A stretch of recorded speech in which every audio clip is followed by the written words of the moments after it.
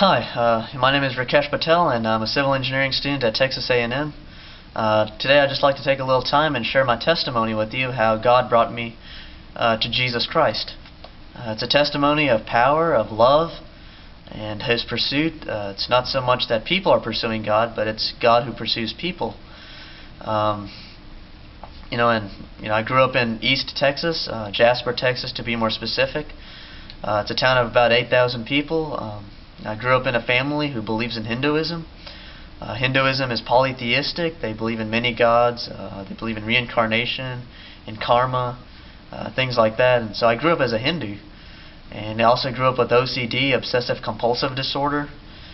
It's an anxiety disorder where people have obsessive thoughts and they do rituals to try to stop these thoughts or to relieve the stress. And some people shower for hours a day just because they have obsessive thoughts where they never feel clean. I had obsessive thoughts about the end of the world. It started in the first grade. You can imagine a 6-year-old trying to, obsessing about the end of the world for like about 2 weeks. Sometimes it'd be every minute, every second. This especially started after my 5th grade year. I started obsessing about the end of the world, and it seemed almost every minute or every, if not every minute, then every second, or not every second, then certainly at least every hour of the day I would have these obsessive thoughts about the end of the world, or I was at least trying to fight them. And it took a lot of strength out of me. It was very stressful. But anyway, one of the days that changed my life was January 23rd, 2006, when I watched this show on the History Channel. It was a show called Decoding the Bible or something like that. It talked about the end of the world. And so, I figured, I would start obsessing about these thoughts again. But I wanted to watch the show anyway.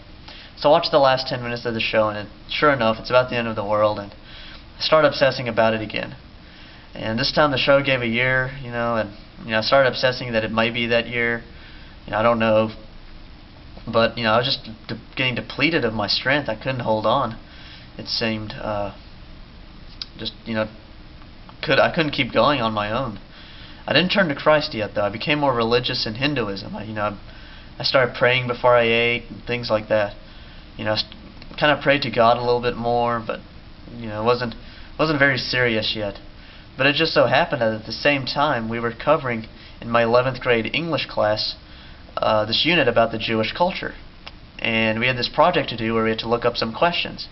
And one of the questions we had to look up was, what did the Jews think of the Messiah?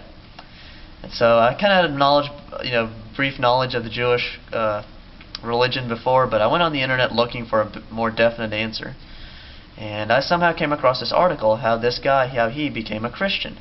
How he as a young kid had prayed the prayer to accept Christ, but I guess he never really got saved because he fell into sin in his college and teenage years, and now he was older and he was just crying out to God he was asking God to have mercy on him for his sins. And it's kind of, I was not looking for this, but it kind of intrigued me. I was like, wow, I'd never seen anything like this before. It kind of took me away a little bit. I continued reading, though, and later on in that article it said Jesus Christ is the only way to heaven. And in 11 years or 17 years of living, I had never seen that before. And so I still remember that day when I saw that, when I read that, it was like God opened my heart to believe it. And I believed it, and I knew that since I was not with Christ, I knew I was in trouble. And so, there was a definite working that God was doing in my heart at that time, from that time on. Before I would sin and I would tell myself, oh, it's okay, I'll sin. I'll go to hell, it's okay. I didn't care. Now I knew that if I died, I would definitely go to hell. And there was a real fear that, I was trying to, not die. Just because I knew I would go to hell. And so, there was a real guilt and there was a definite conviction on my heart. And I knew, looking back, I knew I stand guilty. And I was just looking for ways or finding some way to relieve myself of this guilt and conviction. So I tried to find answers in Hinduism. I spent hours on the internet looking up stuff in different religions, Judaism, Islam, Buddhism, Christianity. I wanted just to stay a Hindu because I knew if I changed, if I became a Christian, my parents would kind of be shocked. and so definitely be leaving my comfort zone. But you know, I tried to find assurance in Hinduism. I never found it. You know, before this time, I told myself that I'd become more religious in my 40s or 50s. You know, try to push it away, but it wasn't the Lord's will. And I told myself while I was going through this time that, you know, I'd look into Christianity within a year, and that was not God's plan either. It was just, you know, about 2 months afterward where, you know, there was a heavier presence of guilt on my heart. It was a heavier presence of God, and I couldn't bear it. So I went to my room, and, you know, I felt as if God was prompting me to speak, but I didn't want Him to speak, and so I was trying to keep Him down, but I couldn't do it. And so I just kind of blurted out like, "Jesus, you're my God." And, you know, I didn't know what I did at that. You know, I didn't know what I had exactly done. It was just, you know, I believe that was the day I became a Christian. It's a simple prayer, nothing too fancy, but it was a prayer that changed my life for eternity. You know, and through this all, God was the only one who had His hand upon me. You know, there was no one who kind of verbally witnessed to me or anything like that. I did not consult a pastor. You know, it was just me and God, a type of thing. You know, the glory goes to Him. He did it all.